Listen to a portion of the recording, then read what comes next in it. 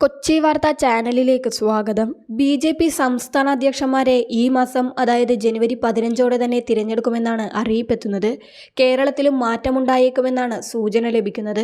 ജനുവരി അവസാനത്തോടെ ദേശീയ അധ്യക്ഷനെയും തിരഞ്ഞെടുത്ത് അഴിച്ചുപണി പൂർത്തിയാക്കാനാണ് ബി.ജെ.പി. ദേശീയ നേതൃത്വത്തിന്റെ തീരുമാനം. പുതുവർഷത്തിൽ താഴെത്തട്ട് മുതൽ അഴിച്ചുപണിത് സമൂലമായ മാറ്റത്തിനാണ് ബി.ജെ.പി. ഒരുങ്ങുന്നത്. സംസ്ഥാന അധ്യക്ഷന്മാരുടെ തിരഞ്ഞെടുപ്പിനായി കേന്ദ്രമന്ത്രിമാരടക്കം നേതാക്കൾക്ക് ചുമതല നൽകിക്കഴിഞ്ഞു. 11 കേന്ദ്രമന്ത്രിമാർ, 3 സഹമന്ത്രിമാർ, 5 ജനറൽ സെക്രട്ടറിമാർ എന്നിവരെ തിരഞ്ഞെടുപ്പ് ചുമതലയുമായി ഉടൻ സംസ്ഥാനങ്ങളിലേക്ക് അയക്കും.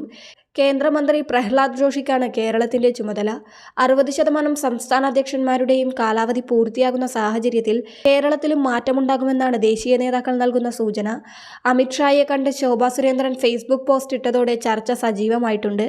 സുരേന്ദ്രനെ മാറ്റിയാൽ എം.ടി. രമേശ്, രാജീവ് ചന്ദ്രശേഖർ തുടങ്ങിയ നേതാക്കളുടെ പേരുകളാണ് പരിഗണനയിലുള്ളത്.